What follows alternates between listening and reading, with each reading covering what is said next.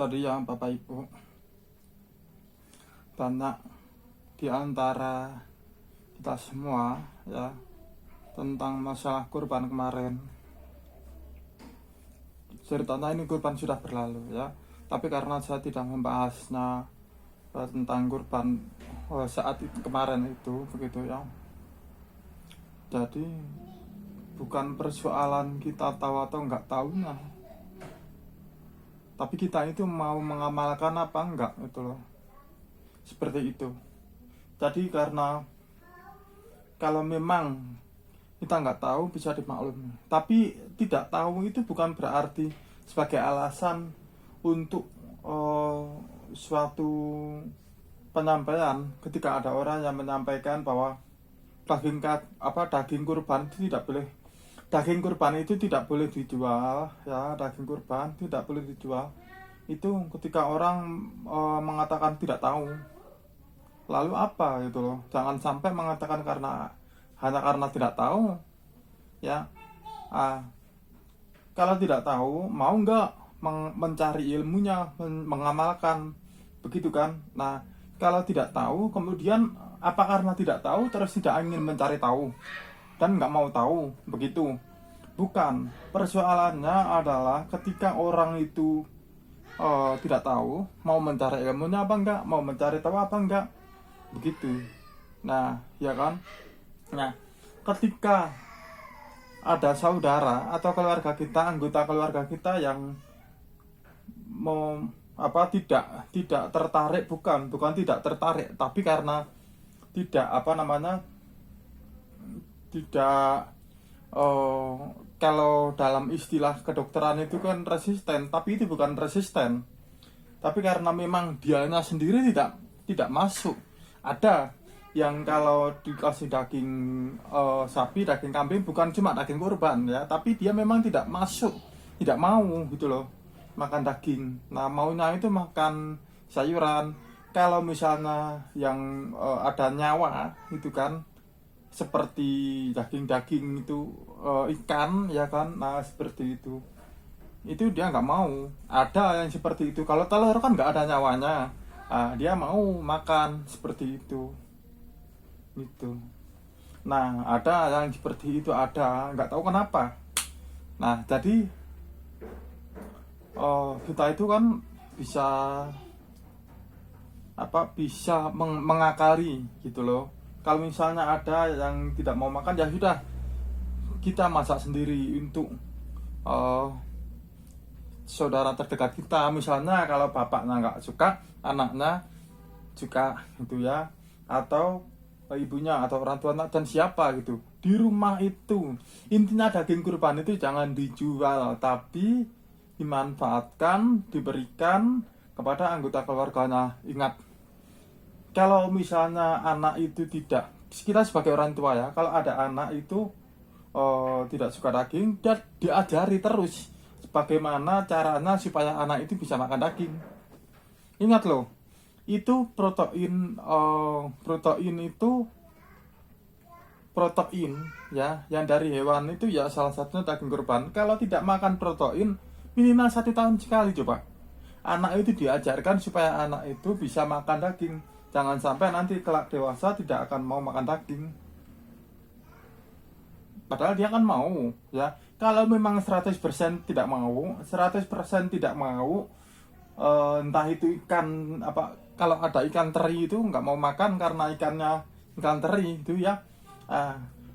Kalau diakali karena waktu anak-anak itu kan nggak tahu apa-apa. Misalnya makan ikan teri itu, terinya itu ditumbuk, diulek itu sampai halus, itu dibikin sambal itu kan, dikasihkan ke anak-anak itu mau. Tapi kalau ketika anak itu sudah beranjak remaja, dewasa, anak itu mulai berpikir, oh ternyata sambal itu selama ini ibu bikin sambal seperti ini, ibu bikin sambal apa, anak itu tahu, sehingga anak itu tidak akan mau mengkonsumsinya. Jadi ya sudahlah gitu kan. Nah, tapi minimal kita ajarkan supaya anak itu terbiasa. Suatu saat ketika dia dewasa dia mau memakannya, seperti itu. Jangan sampai anak itu tidak mau, padahal itu makanan di dunia, di bumi itu makanannya kan banyak-banyak. ada yang protein, ada yang kalori, ada yang karbo dan lain-lain dan macam-macam.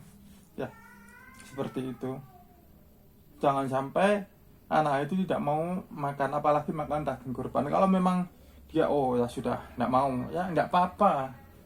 Ya, tapi bukan berarti ada statement yang mengatakan kalau mau dimakan, kalau nggak mau dijual gitu. Bukan seperti itu. Kalau kita kembali ke kalimat sebelumnya, ya kalimat sebelumnya kan mengatakan tidak boleh dijual. Intinya kalimat sebelumnya, kembali lagi ke kalimat sebelumnya, tidak boleh dijual. Kembali lagi ke kalimat sebelumnya, kalian mengatakan kalian itu semua, kalian, saya juga kalian, Anda kalian, Bapak Ibu kalian itu yang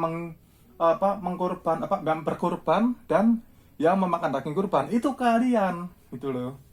Jadi tidak boleh dijual, itu aturannya. Bukan berarti ada aturan yang mengatakan untuk apa itu kan, seperti itu, apa itu kalimatnya. Nah, bukan. Kalau kita sudah tahu persis, kembali ke kalimat sebelumnya. Rasulullah mengatakan kalian itu di situ digarisbawahi kalian itu siapa? Itu loh. Nah, tidak boleh dijual. Artinya kan kalian itu semuanya tidak boleh menjual daging korbannya. Bukan berarti karena tidak mau ya kemudian dijual. Alasannya anak ini butuh susu, anak ini butuh makan apa gitu. Kenapa nggak dicoba dengan makan itu daging itu digiling dijadikan bakso untuk anak? Kenapa nggak mau? Padahal kan manfaatnya di situ banyak, ya. Dari kecil anak yang berkebutuhan itu, kecuali yang anak yang berkebutuhan khusus. Kalau anak berkebutuhan khusus itu jelas fisiknya, jelas jelas fisiknya, ya kan, jelas secara kesehatan medis menurut rekaman medis kedokteran. Itu jelas kalau dia berkebutuhan khusus, lain kalau dia tidak mengkonsumsi daging-dagingan gitu kan. Nah, tapi kalau anak itu sehat, waras, ya harusnya diajarkan supaya anak itu bisa makan bakso lah, indil-indil. Zaman dulu di kampung saya namanya indil-indil gitu kan, bakso kecil-kecil itu. Nah, atau cilok itu kan bisa, siomay berbahan daging bisa kok, ya. Nah, tinggal kita itu mengakali, jangan dijual dengan alasan kalau anak ini butuh susu. Tidak ada alasan apapun, butuh susu, kenapa enggak air susu ibu? Kalau anak itu sudah disapih, kenapa enggak dikasih nasi? Pertanyaannya kan seperti itu. Kembali lagi ke situ. Jadi tidak usah ya mempertanyakan atau mempersoalkan daging itu dikorban, alasannya apapun, karena tidak ada untuk dijual. Ya seperti itu. Jadi masih banyak.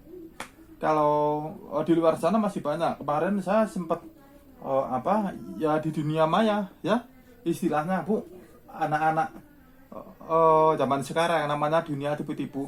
Maka saya mengikuti dunia tipu-tipu itu. Di situ ya, saya membuat postingan itu di situ. Banyak yang tidak terima karena dagingnya dijual karena alasan butuh beras. Ada yang butuh susu lah untuk anaknya. Nggak ada alasan apapun. Saya tidak akan melanjutkan perdebatan dengan mereka, sehingga saya berpikiran, kalaupun seandainya di dunia nyata di sekitar kita ini ada yang menjualnya, sampaikan tidak untuk dijual. Berikanlah kepada anggota keluarga siapapun yang mau, tidak untuk dijual. Kalau untuk dijual, kenapa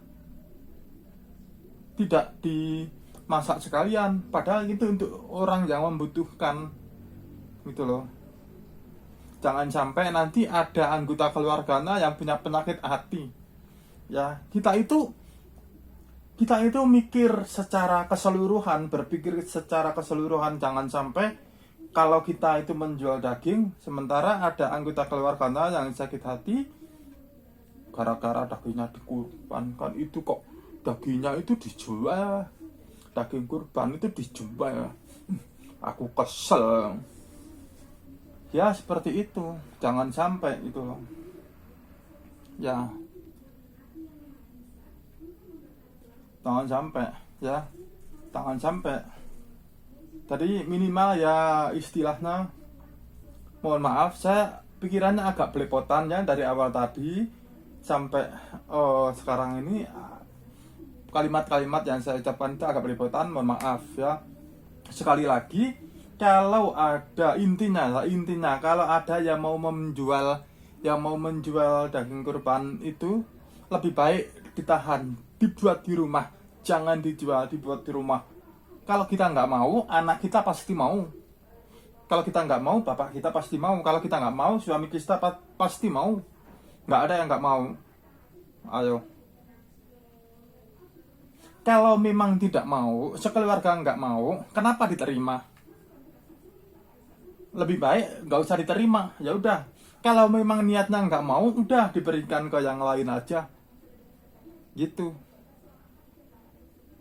Atau misalnya kalau diterima, kemudian diberikan ke tetangga, nggak apa-apa diberikan ke tetangga, kan kalimat sebelumnya ada disedekahkan, bukan untuk dijual. Kalian, itu maksudnya kalian adalah kita semua. Jadi tidak ada kalian itu hanya untuk yang berkorban, tidak. Ya, seperti itu pemahamannya, seperti itu. Gitu ya Bapak Ibu ya, jangan sampai nanti warga kita yang menjual daging kurban. Oke ya, terima kasih. Ya, untuk berikutnya